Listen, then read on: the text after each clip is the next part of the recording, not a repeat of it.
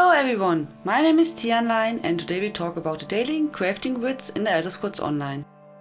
The daily crafting grids are daily repeatable quests where you have to create specific items.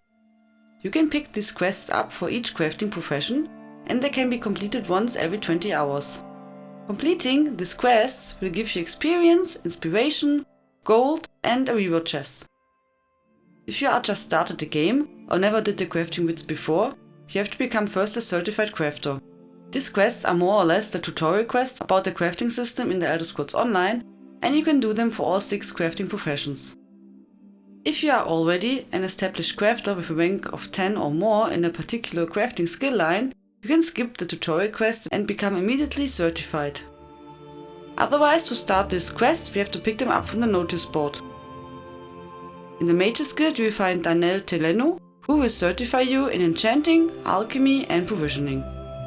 And in the Fighter's Guild you will get certified for Millinith, for clothing, blacksmithing and woodworking. I will show you now the blacksmithing certification as an example, but the other quests are similar. After we picked up the request from the notice board, we go to Millinith. Here you can choose what profession you want to learn first. You here for crafting certification? Don't worry, there's no cost involved. Your alliance covers all my fees. Once you're certified, they'll let you fulfill the crafting writs. Everyone wins! They're daily requests for crafted goods, but they're only available to certified crafters. If you can show me you know your craft, I'll get you certified. I can train and certify blacksmiths, clothiers, and woodworkers. If that sounds like something you'd want, we can get started.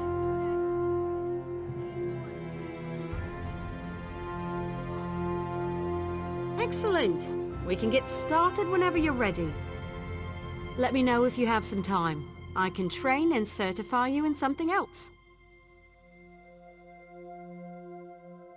Prove you know your way around a forge and I'll certify you.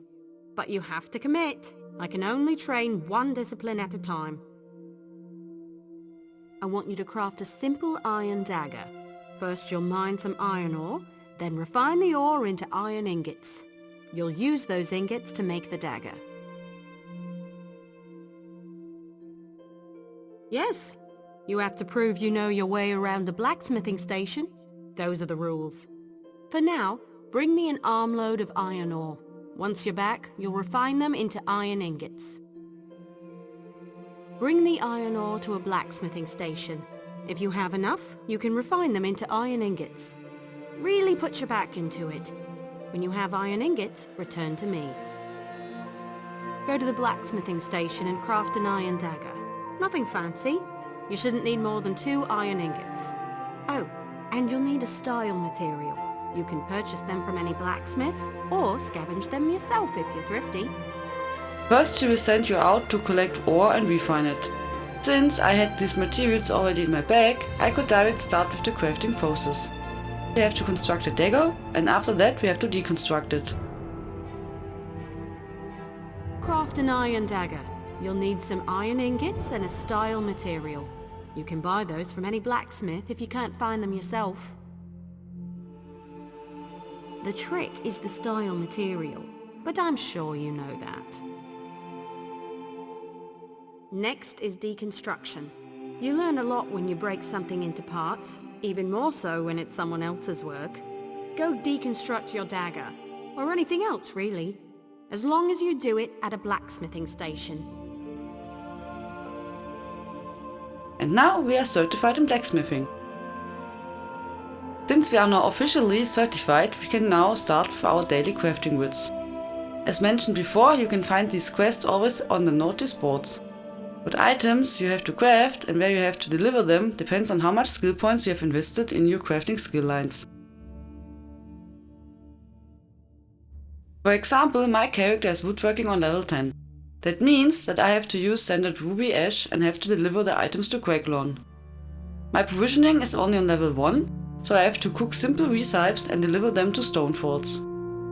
If you are missing the recipes, be sure to go to the next tavern and talk there to the brewer and chef. They will always provide you with the recipes needed for your proficiency level. But if you want to find them for lower price, you have to search the guild stores. Keep in mind to always read and check what you have to craft exactly. For blacksmithing, woodworking and clothing you can always use the lowest amount of materials, and it does not matter which style you use. To make your life easier, I have some tips for you how you can speed up this process. First, I recommend you to install the amazing add-on Dolgubon's Lazy Wood Crafter. If you have the needed materials for your daily crafting wood, it will just craft for you automatically exactly what you need for your quests. There are some options where you can choose what style materials it uses. By default it will only take the common style stones. Then you can, for example, let it start automatically if you approach a crafting station. Since Lazy Wood Crafter does not support provisioning and alchemy, I use their 2 extra add-ons. For provisioning I use Cookery Whiz, and for alchemy Potion Maker, which can help you with the daily crafting quests too. You can even prepare items with one character and give it to another one. For example, I always brew a bulk of potions with my high level crafter and give them to my other characters. Of course you have to know what they exactly need, and keep in mind if you level your crafting skills up, the daily crafting widths will change for these characters to the next higher materials. After we created our items, we have to deliver our goods. As mentioned before, the location depends on how much skill points you invested in your skill line. You can always check your journal, which will point you to the city and location where you have to drop off your goods. For completing these quests we will get experience, inspiration, gold and reward chests. In the provisioning chests you can get different cooking ingredients, recipes and the psychic ambrosia fragments. The enchanting chests can have glyphs, runes, soul gems and survey maps inside. The woodworking, blacksmithing and clothing chests can give you improvement materials, trade stones, weapon or armor parts, class style motive fragments and repair kits. Also, they can be inside shipment boxes where are 25 pieces of a low material inside.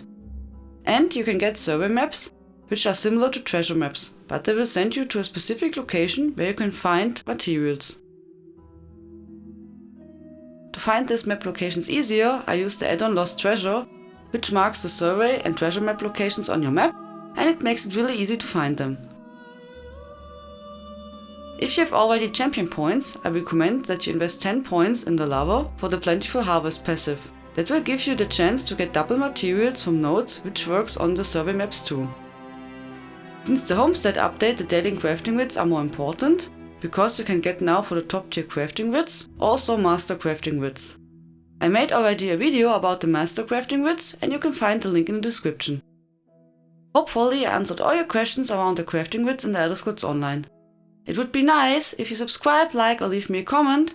Have a nice day and until next time, tschüss!